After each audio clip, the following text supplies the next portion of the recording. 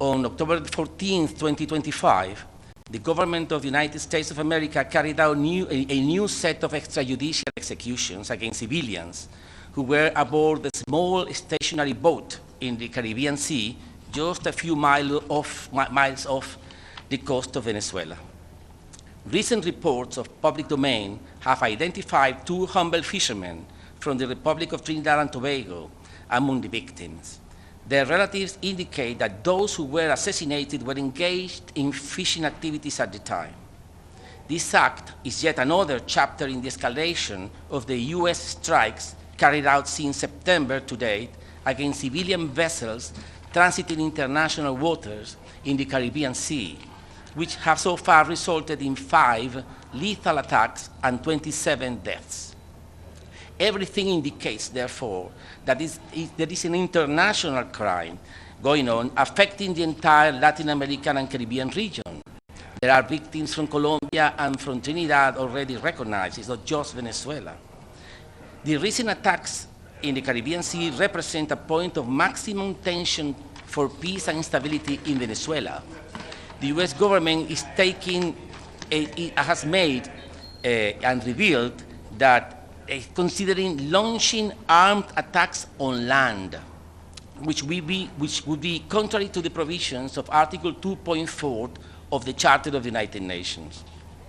Adding to this alarming situation is a recent decision by the White House, according to which the Trump administration has, quotations, open quotations, the Trump administration has secretly authorized the CIA to conduct covert actions in Venezuela. The new authorization would allow the CIA to carry out lethal operations in Venezuela and conduct a series of operations in the Caribbean. In Latin America and the Caribbean, as in other regions of the world, the CIA is well known for its covert operations aimed at pushing processes of destabilization, sabotage, counterinsurgency, plannings of coup d'etat, and assassinations of heads of state and government, with the purpose of installing political systems subservient to the interests of the US government, puppet governments.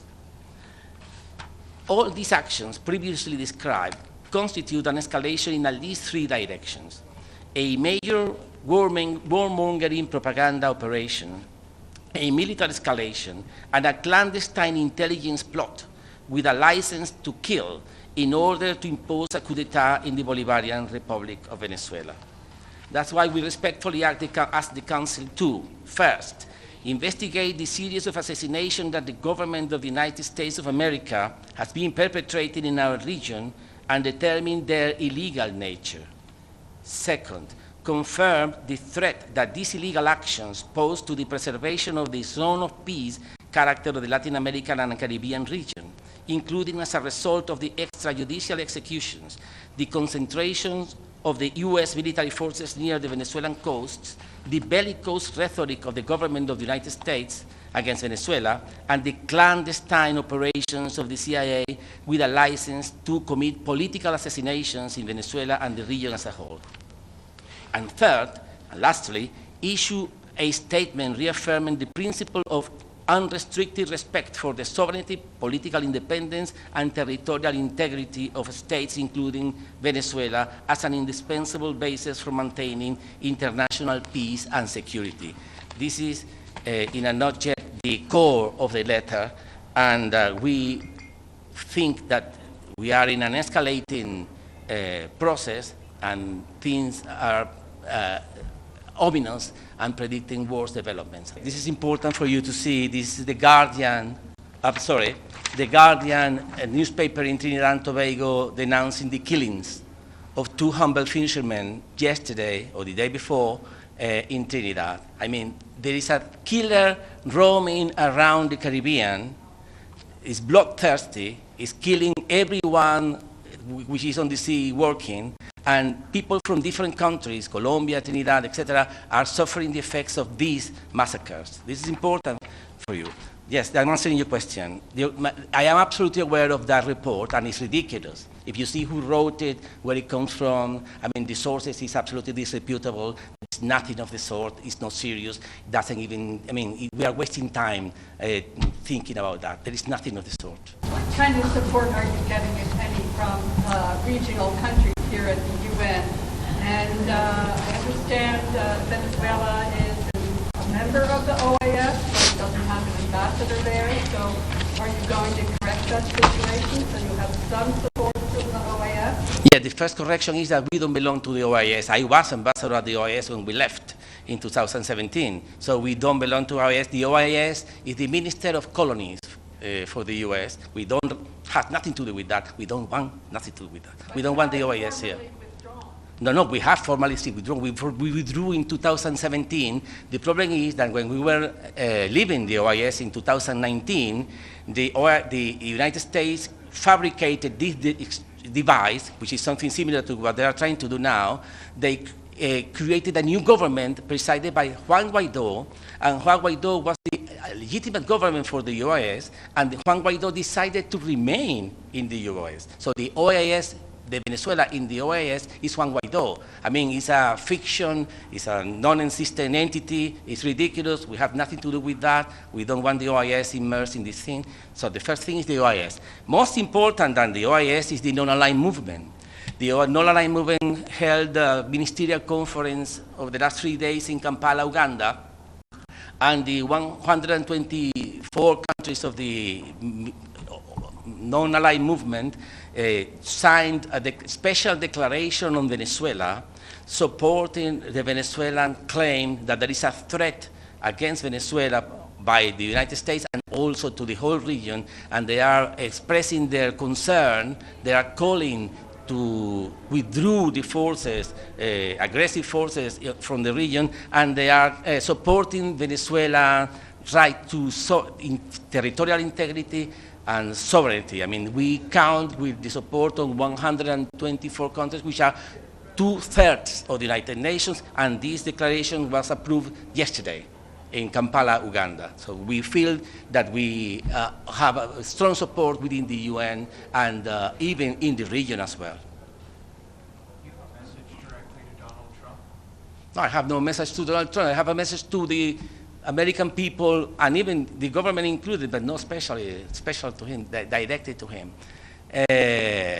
Endless wars are bad for everyone. Wars are bad for everyone.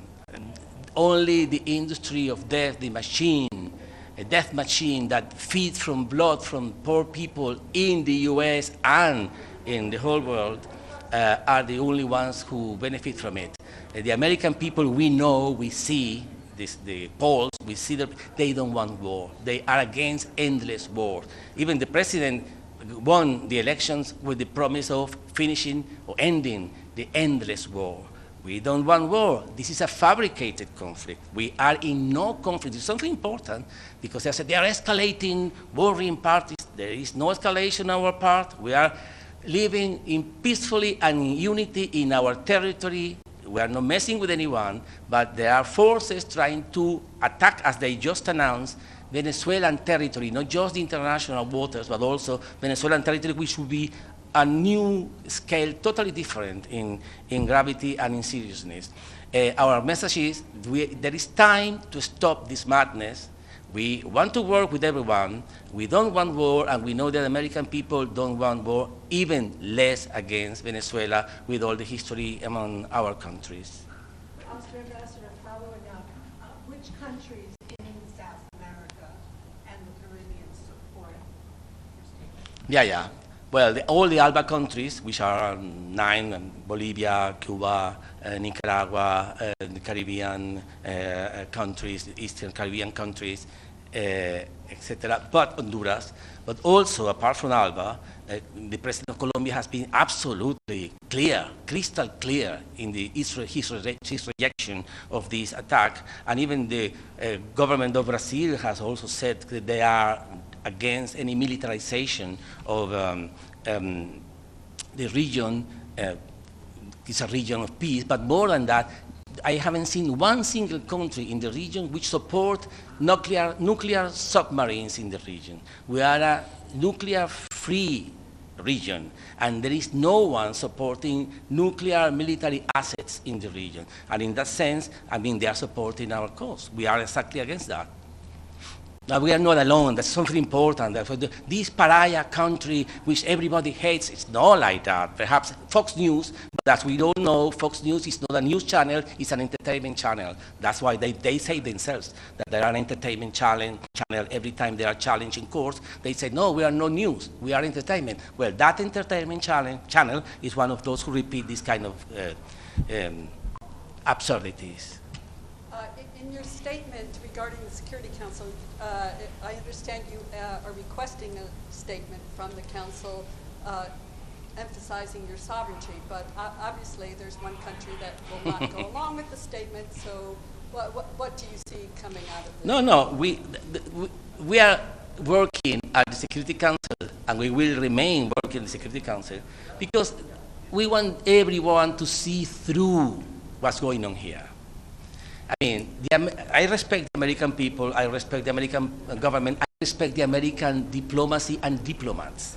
See, if there is anyone qualified, prepared to understand international law, are the American diplomats. The American diplomats know that this is not lawful at all. They are being forced by these decisions which are against international law. But everybody knows that killing civilians in international waters without any kind of evidence and argument, just because I say so, I declare civilian terrorists and I kill them, and I don't care because I don't care about the UN. That's the explanation of the Secretary of State and the Vice President of the United States. All American diplomats know that this is ridiculous. They would enjoy criticizing any other country who would say some madness like that. But precisely because everybody knows, everybody's pretending. It's a game of pretend. Everybody's pretending that they don't understand, that they need more investigation, we need to find out, we need to learn more, we call for peace. Everybody knows what's going on here. There is a killer prowling the Caribbean, bloodthirsty, looking for wars, and there is no justification at all. They are fabricating a war. And everybody should stop pretending that this is a complicated matter and face the truth. The emperor is naked. Nobody dares to say it, but the emperor is naked. They are going for war for no reason. So yesterday, President Trump met with President Milei of Argentina. To your knowledge, did they talk about Venezuela? As far as I heard, they mentioned Venezuela in the meeting, but I didn't hear any reaction from the Argentinian side on the Venezuelan issue, so I have nothing to comment on that. They haven't said anything publicly? Well, Argentina has its own position regarding the U.S., but on this particular issue, I haven't heard anything of Argentina supporting anything like that. No, that's why I'm telling you, in the region, there are few people supporting the build-up of military assets in the region. It's against the tradition. It's nothing to do with the last 120 years of Caribbean history.